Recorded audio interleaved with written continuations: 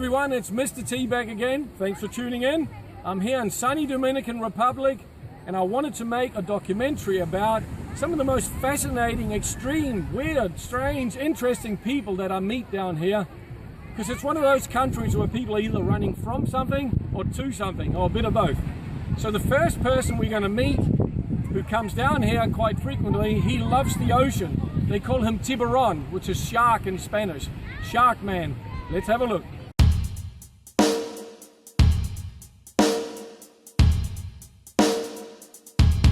So I'm here with a very interesting gentleman, originally from the UK. So Tiburon, they call you. Tiburon Blanco. Tiburon Blanco. Okay, Tiburon means shark man, is it? Yeah.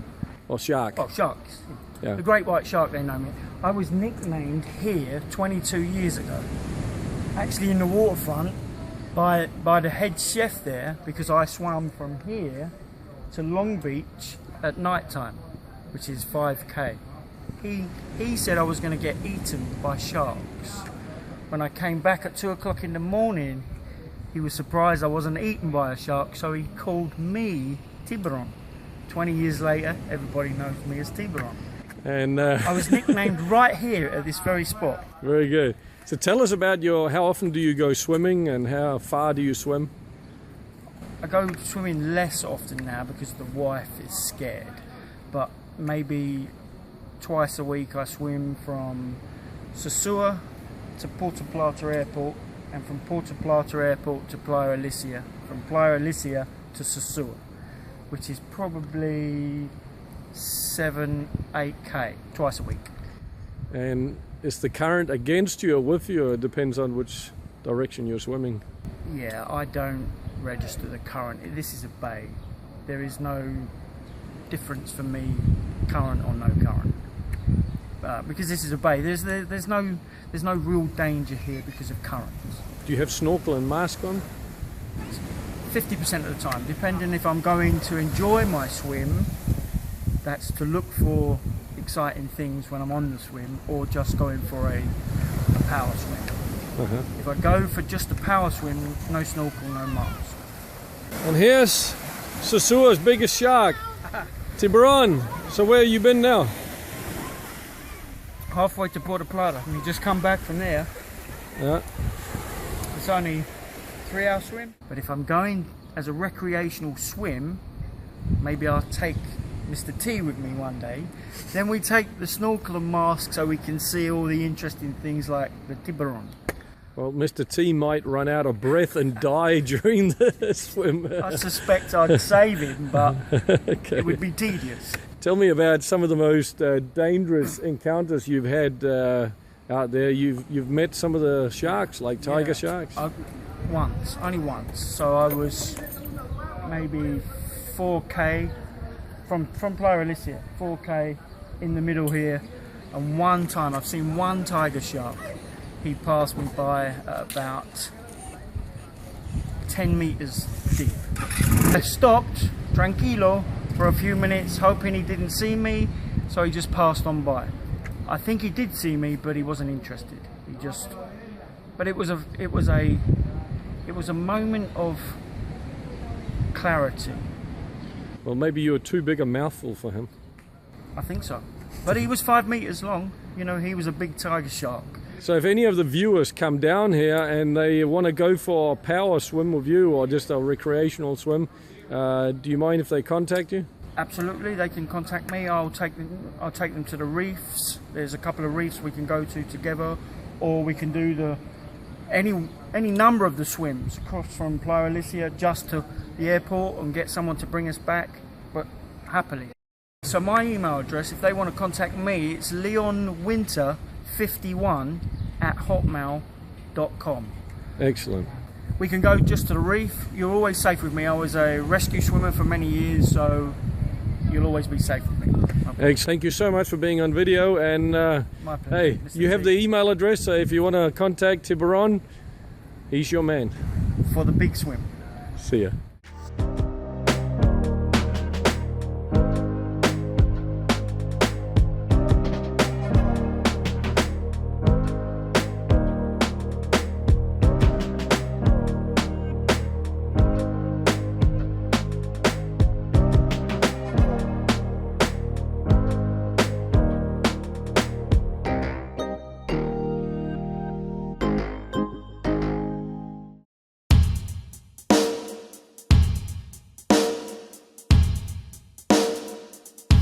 Tim Rice, who's been on video before. He wrote the book, The Missing Link. Thanks, Tim, for coming on again. Always a pleasure. What changed your life, or why did you end up becoming what I would call almost a perpetual traveler who can live in any country and fund your travels and your lifestyle? I mean, how did it all start, and how did you get out of the so-called matrix of life? Well, it all started after a failed relationship, and a friend of mine begged me to take a trip. He actually bought a ticket and was like, hey man, if you love it, you know, pay me back. If you don't worry about it, it's free. And I came here, you know, and first of all, you know in your instincts and your intuition whether you belong in a systematic life or to create your own system. And what happened once I got here, I had a profound conversation with a woman from South Carolina, and what she said, it rung something in my brain. She said, if I had it to do over, I would have retired 10 or 15 years earlier. And I said, well, why? She said, because I work too much. And that kind of went off in my head because I was at the 15-year mark with the fire department. And that caused me to say, hey, I want to live here. Once I found out how cheap it was and that I could actually retire and not have to keep working. You know, the common theme is, hey, once I work and retire, I got to get another job in America. And so I started to say, how do I fund this? How can I live in a place like Dominican Republic? I started to invest in real estate. I took about a year, 6-8 hours a day of studying real estate investing, and I moved here, you know, after 5 years. So I took my pension and my real estate passive residual income and moved to the Dominican Republic. And from there, man, it just started from there. Like, you're gonna naturally, once you start to travel, open up. And you're going to transcend that old systematic brain of yours into a new systematic brain that you create. And it's daily, man. Every day I'm thinking about new ways of tweaking it and living the best life that I could dream. You know, we only live once, and you can live a life guided by society, or you can live a life guided by yourself.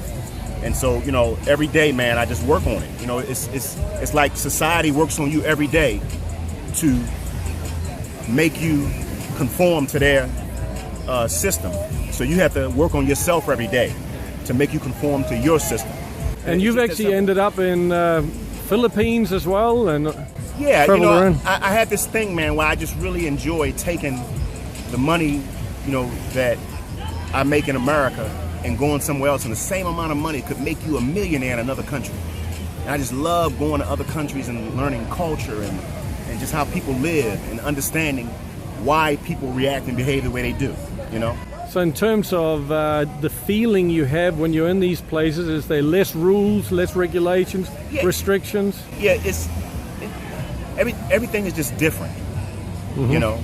But I find it better for me to be there because people aren't as judgmental in other countries as they are in America. See, everything that happens in America is intentional, man.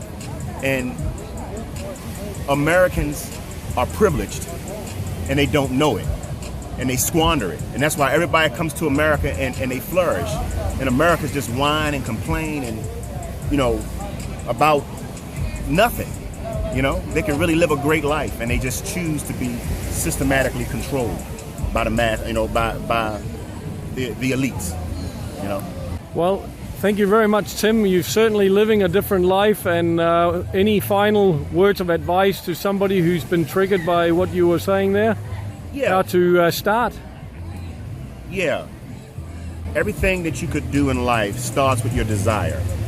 Always find out your why, and you'll always figure out how.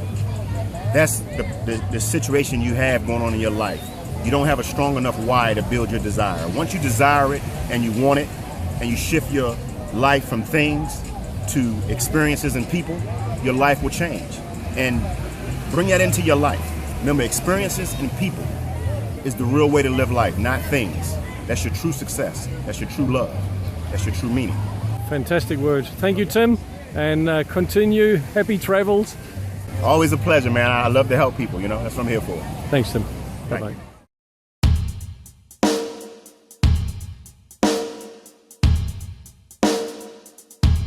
The next interesting person, as you can hear, I'm with here, is a gentleman who travels the world. Robert, some people call you Latino. Tell the viewers what exactly you are an expert on, because you can do magic things. 19 years I developed something called sound and light therapy by frequency. I reverse everything I touch. So if you have pain or hindrances, I have examples here, but people don't understand that. I'm 50 years old.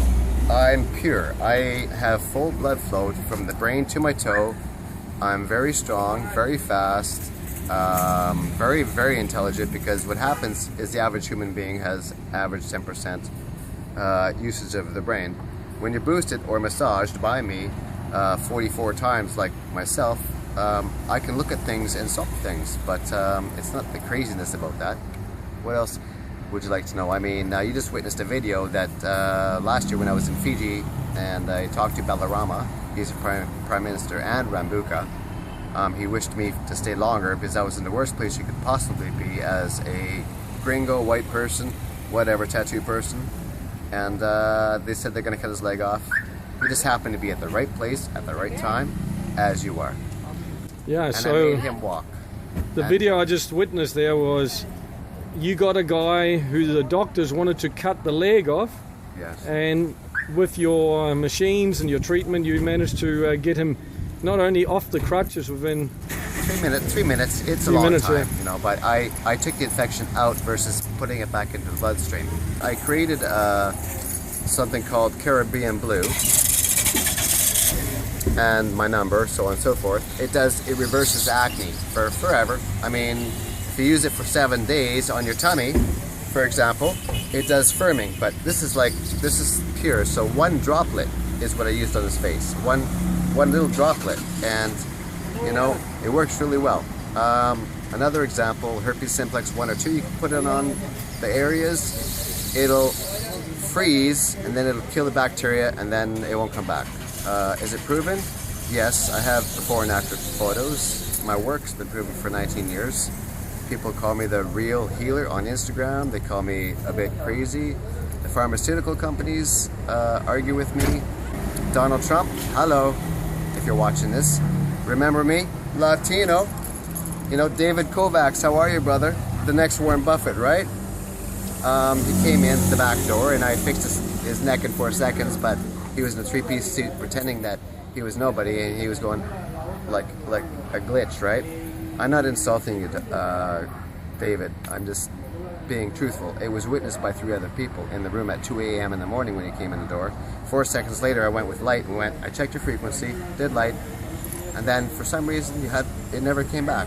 Is it back yet? Call me. Trump, call me. I mean, we can correct the health system. We can make it so, you know, if there's an issue, our fight the first time, I mean, forgiven. Second time, forgiven. I'm sorry I didn't go with you and meet up with you, but I did know that you were running for president. I had that gut feeling, and I trust my gut. A lot of people think with their head and or their heart. Please, we're all healers, and people need to know that the superhuman and the supernatural is available. I mean, as yourself. I mean, we're all brother, father, son, and spirit. We all have this camera flash kind of thing going on. So you must know that I'm speaking a bit fast, and if you have any questions whatsoever on YouTube here, if you want to know about the chemtrails, I mean, I did some research. They're covering it up. Yes, they are. The chemtrails are now white. Oh, okay, they're white because they're not yellow, and they're not harming our ozone. Yes, it is. The reason people are getting sick and they're getting cancer is not from cigarettes anymore. They had to invent something else to kill people. So let's kill people with lack of sunlight. They're blocking the sunlight. I work with light. I work with 1064 and 532, the colors. And those lights are being restricted from everybody. I would say up there, I mean, today is not too bad. We have like 3 or 4 lines. However, 2 years ago, the government said, okay, there's no more chemtrails. I mean, there's no more dumping of chemicals to, you know, to kill the pesticides, whatever. We see them every day here. And the purpose truly was to kill us off and to make us sick because people stopped smoking. Simply because that. So, overpopulated Earth? No, no such thing. I mean, there's remarkable things about to happen, and I'm here to help. I wish to help everybody on Earth because I've already reversed pain, reversed depression with 1 session. You know, my guarantee is you fly me there. I mean, you pay my luggage, you give me the e-ticket, no money, and I'll fix your spine or scoliosis or your knees or your elbows or anything you wish. Anything you wish. As long as you have the money on the table and you're valid, that the cash is real, I'll fix it, and then you're gonna say, you're gonna be in shock like everybody else has been, like for 19 years. You gotta be kidding me.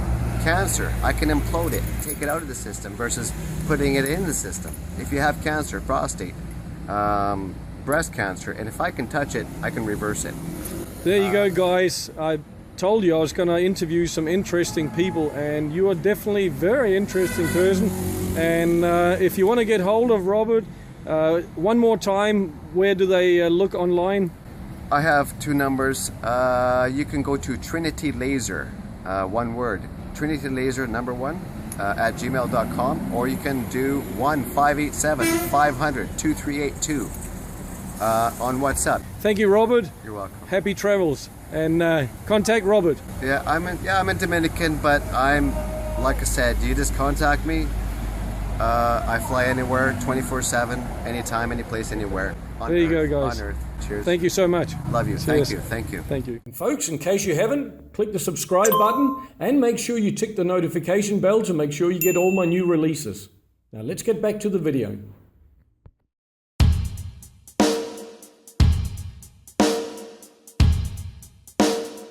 With me here, I have one of my favorite new friends in Sosua, Cerise Fairfax. Thanks for being on video. Thank you. Cerise, this video is about unique and interesting people that I meet down here. And what I find is very unique about you is not only have you brought your own income stream with you with your coaching, but what you actually do in terms of coaching seems very fascinating, interesting. Excuse, we have a little bit of a kindergarten behind us here, but anyway, we keep rocking. What do you coach people on? From the tropics here, you coach people back in Canada primarily, yeah? Yes. So what I did was I've always had an online business, and I thought, why not run it from wherever I am? Brought the business on down here with me.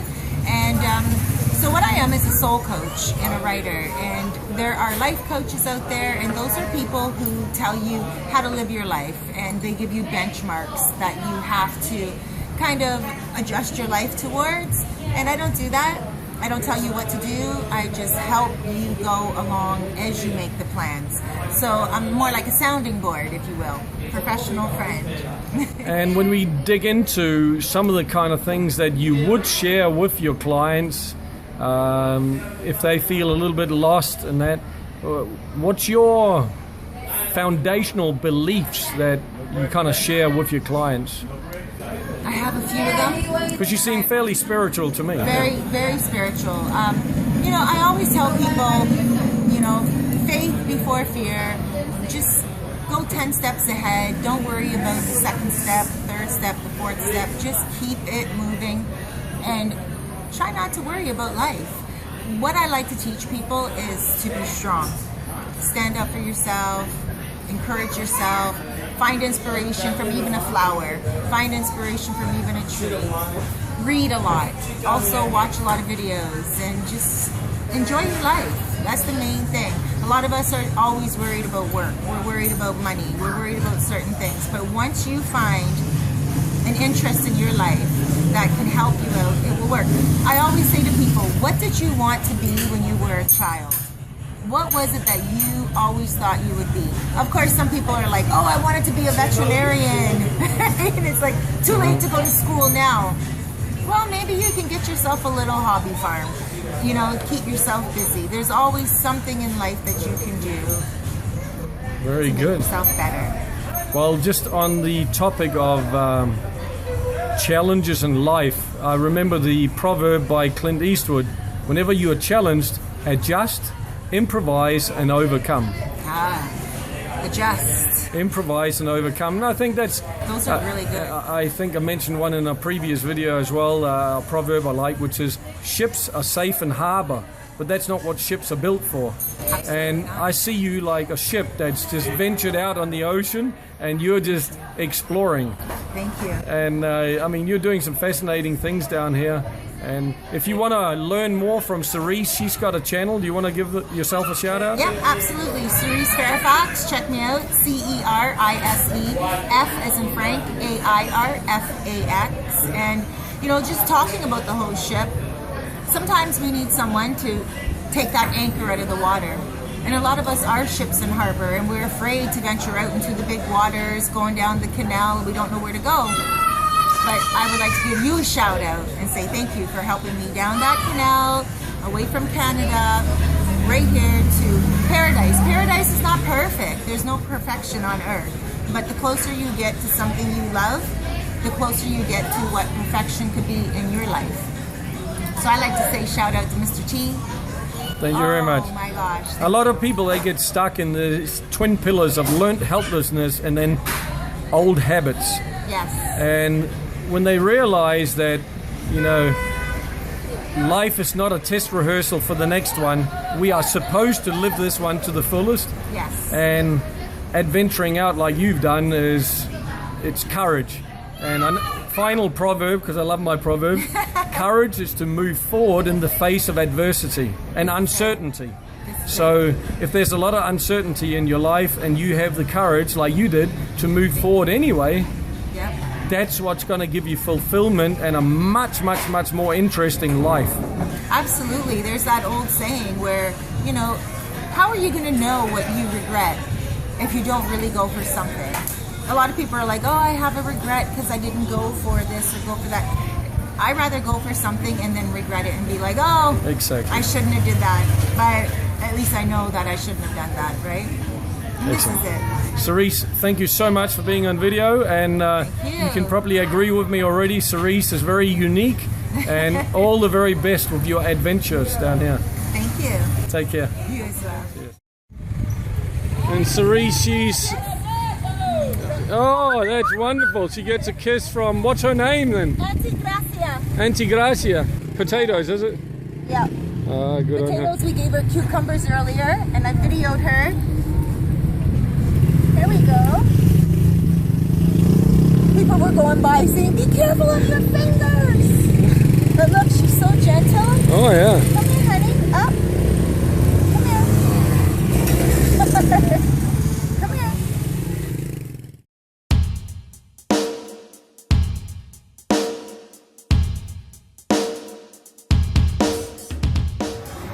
With me here I have one of my favorite Haitian folks. This is AT. You've seen him in a video before. Very passionate gentleman. AT, I would like to ask you some questions about Haiti. What is stopping Haiti grow and becoming a thriving society financially and in every way, with education and many other aspects that need to be improved? Just for everybody that watching, my name is AT. I'm Haitian. I'm from Haiti, and yes, Haiti was the first Black Republic country, first Black Republic. But right now we're the worst country in the world, one of the worst country in the world. But we're the worst in America. Reason why we are the worst country, because America. I'm talking about the United States of America, Canada, France. They got their feet on Haiti throat. They're the one that can make us move forward. And also, they always be the one that put money in the hood, in the ghetto, so they could overthrow the government. We Haitians need to learn we have to stick together. Without us sticking together, we will never get nowhere. We will never get nowhere. You know what I mean? Only thing we Haitians do is killing each other. Now you said that France, Canada, US are intervening and putting money in the ghettos. So what's their motivations as far as you can see it? Okay, like I say, Haiti is a virgin country. We do not have the technology to do certain things. For example, Haiti got a lot of copper. Haiti got a lot of gold. Haiti got a lot of oil. The United States just sit back and will not let any country, anybody mess with Haiti. The United States is Haiti, is like Haiti is the backyard. So, in other words, the more chaos they have in Haiti, the more problem they have in Haiti. the more advantage it is for the American people to come and take over Haiti. That's their plan. The plan is... Well, I shouldn't say the American people, I would say the American government. Okay, the American government. The elite. The elite, the American government, the big ones, the Donald Trump, the Bill Clinton, Hillary Clinton, you know what I mean? They're the one that got their feet on the Haiti toe. They put money in the ghetto. They don't want the Haitians don't stick together. One thing we got to do is stick together. Once we stick together, we see that the white man, the American government is against us. The American government will use, they're going to take over Haiti. They're going to use the Dominican people, the Dominican government to invade Haiti, and then they're going to take control of all over. So we're going to be, man, it's going to be chaos if we Haitians don't stick together and wake up and smell the coffee, because I feel sorry for us as a Haitian. I feel sorry for my country. I feel sorry for my people. I feel sorry for the government of Haiti. And we have to learn, man, there's other countries that want to help Haiti. Like the Chinese want to help Haiti. Like Russia want to help Haiti. Why we can't have a relationship with Russia? Why we can't have a relationship with China? China is giving out money to everybody. China is giving out money to Panama. China is giving out money to the Dominican Republic. Now, but the American government do not want the Chinese people in Haiti. They don't want the Chinese people to deal with Haiti. And when China is making business with American, but American don't want China to make business with Haiti. They put pressure on the Haitian government, on the Haitian president, not to have relationship with China. And I think this is a big mistake. We Haitians got to stand up and wake up. We have to stick together. Once we stick together, it's a done deal. We need Russia. We need China or Japan. This is what we need. People that are going to help us. We don't need the American government. They're going to give us something with the left hand and take it with the right hand. That's all I got to say, man. Great. I tell you what, this man, he may be running for president one day, and he won't be easily bribed. Okay, thank you, AT, again. You are one of the most interesting people, as I said, and let's see what the viewers think of your comments. Yes, one thing I gotta say. All right. Welcome to Sosua. Come to Sosua, and Sosua is one of the best part of the yard. It's safe, it's clean, and you see me, you holler at me, you need any questions, let me know. I'll be more than happy to welcome you to my city. Thank you very much. Thank you very much, sir, for your time.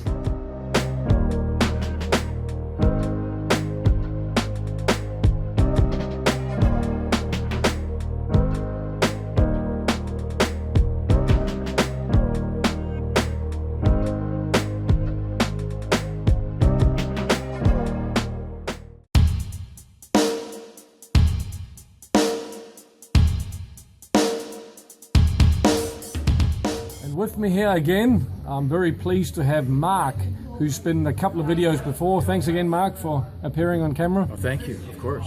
Now, the reason I was so keen to get you on camera again, especially for this video, is because you've gone through something I think 99.99% of other people have never experienced, which is you made a conscious decision to head down and help with the earthquake. Well, all the victims and the suffering that went on down there, and there was something inside of you that said, I need to get down there. What was that? It started during watching CNN. I was on the phone with my mom, and the Haiti earthquake came on in the news, and by the next morning it had increased to, I think, 50,000 dead. It ended up being over 300,000, but I thought that morning, I phoned my mom back and said, Mom, remember last night the Haiti quake? I've got to go. She says, okay, boy, you do what you need to do. So I phoned all over. I hooked up with a group from Miami. I ended up in Haiti. And it was partly to help, but it was partly adventure. But soon upon arriving, I realized that just like if you came upon a horrible sexual assault or you saw some environmental disaster with a river, you'd want to witness it for people that weren't there to see it. And as I looked around, I realized there was nobody else. It didn't matter what anybody heard on the news. The only other people that I saw helping out in the team I was with were the U.S. Army. Why? They had guns and balls, so they could cordon off an area and feed people. I never saw the Red Cross. I never saw any NGOs helping. I know you're out there maybe listening, but you weren't there. You might have been up in the houses, but you weren't on the streets. I was every day. I never saw anybody. So that was part of it. But that didn't really bother me because I know how the world works, so I could really give a shit if the Red Cross helped. I knew they were assholes anyways. But the other thing is only upon arriving back in North America did I witness the naivety, because the Haitians don't expect us to help either, to tell you the truth. They don't really give a shit about us. They know we're not going to help, because we're all down there with our NGOs and our university-educated people up in the hills with their Escalades helping. But you really don't help. I was there. Nobody fucking helps there. Why? Look at the fucking place. The Haitians know this about us. They don't really like us for this reason, because we promise, we don't deliver.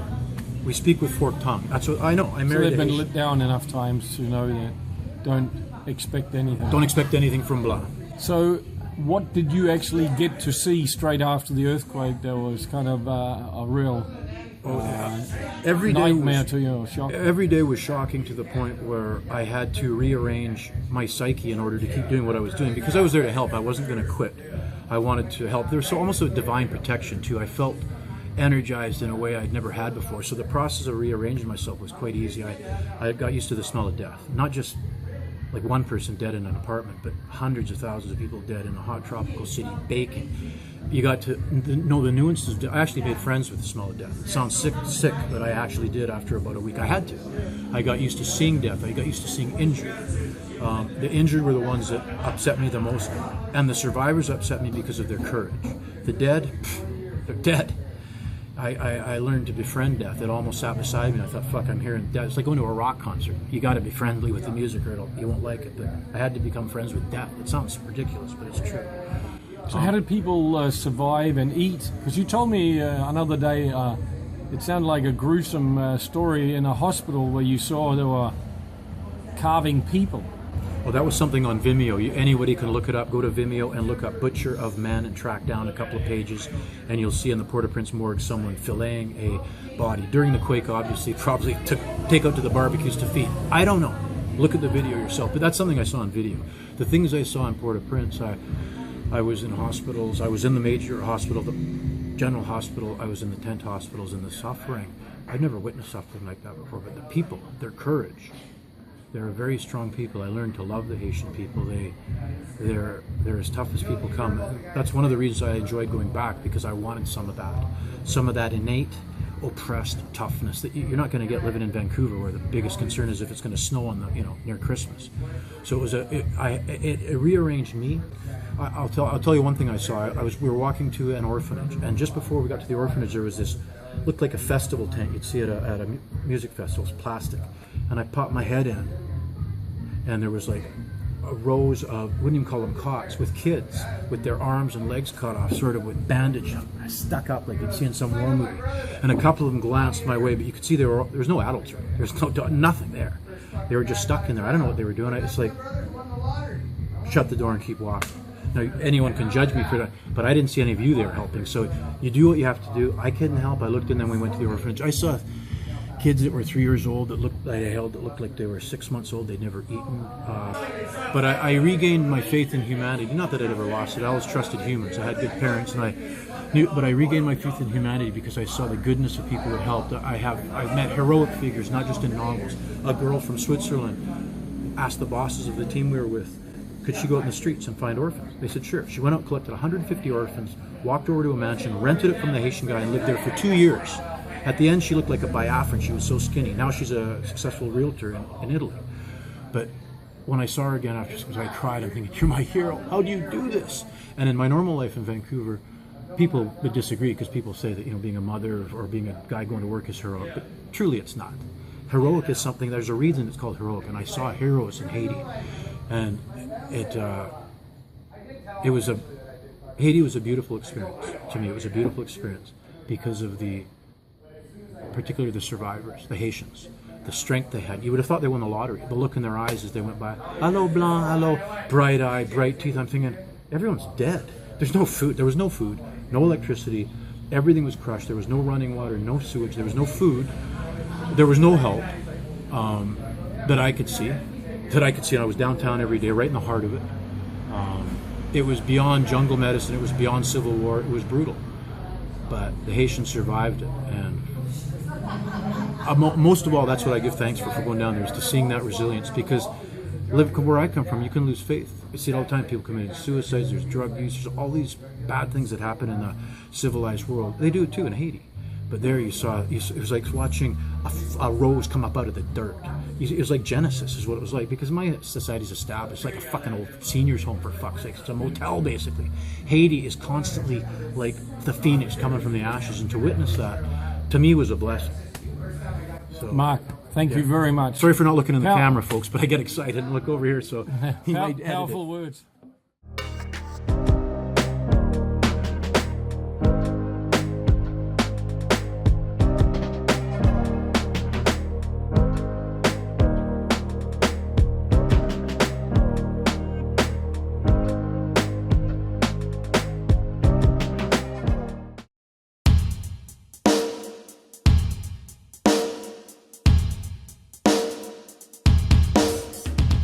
And with me here I have Rafaela Cirillo. Thank you very much for being on camera. Thank you. Now, you are a Pilates instructor in Cabarete. So you came here 6 months ago. 6 months ago, yes. So how did you get the idea that it would be a great idea to come to Dominican Republic out of all places?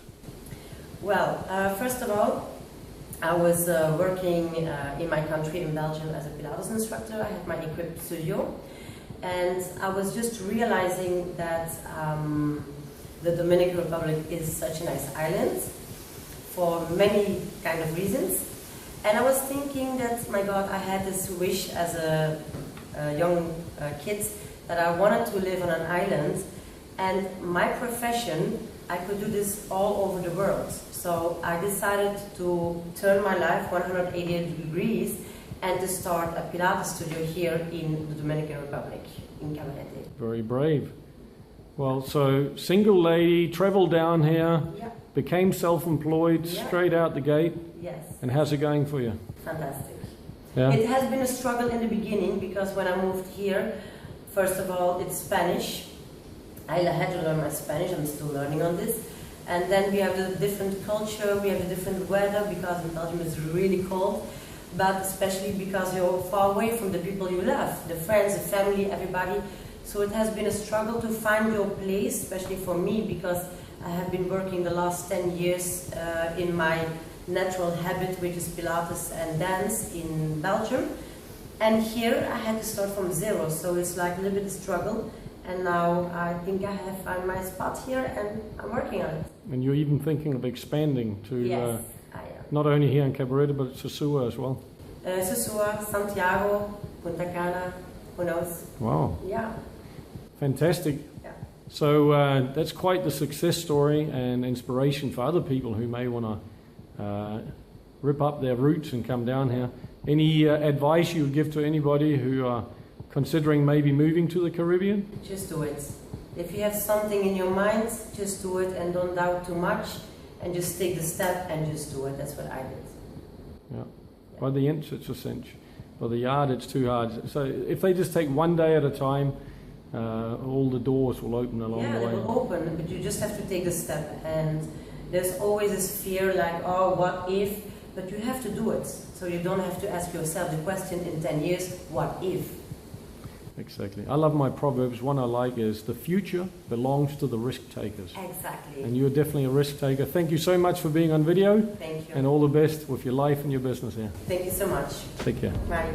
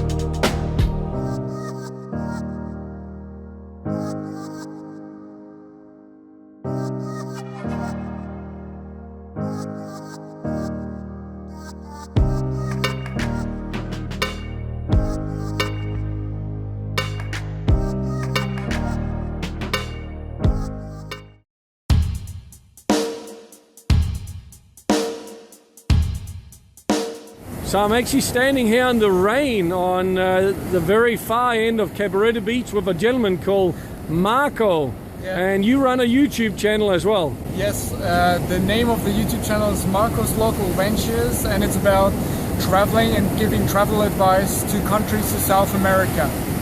Excellent. And you just arrived when? Well, I arrived a couple of days in Puerto Plata, made the way with guaguas and buses and moto conchos to Santo Domingo. And now I'm here in Cabarete with Mr.T. Excellent. Well, I'll just point towards the sky. We got some strange weather, and the waves out here are getting very rough. We may have a storm coming. Over here we got water flowing in on top of this big sandbank here. Just thought I'd share that with you guys. So Marco, having traveled through many countries, Latin and Central America, Yeah. what's your favorite so far? Well, my favorite, because it was my first country, I fell in love with Ecuador pretty much, and it's also tiny. Like in 5 hours you can be from the beach to skiing in the mountains, or you can climb up. So it's a paradise for me, a paradise for people who don't want to travel or lose a lot of time traveling. And how safe is Ecuador? It is fairly safe. You need to follow the safety rules that you would do in the Dominican Republic as well. Use your guts and don't walk in the darkest street of night. And So basically, like here, if you're in the public eye, you're pretty safe. Yeah. Nobody harasses anybody. I was watching the video also from Mr. T giving safety advices, and that's pretty much true for all South American countries as well. Excellent. All right, and you've hung out in Brazil a lot, and you Yes. you like that? I try to be half year in Brazil because I have a girlfriend there, and I always come back. And from Brazil, I try to travel other countries. But if you consider Brazil being just one country, you're wrong, because it has 26 states. That's each state is as huge as a whole country in Europe, for example. So there's a lot to explore as well. Excellent. So, what was the goal of coming to Dominican Republic? I'm glad you did, but just curious.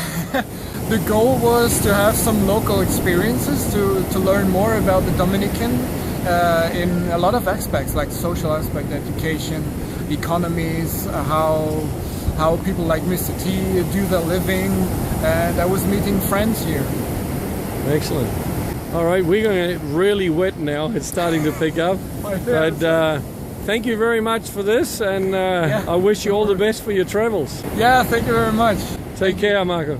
Bye-bye.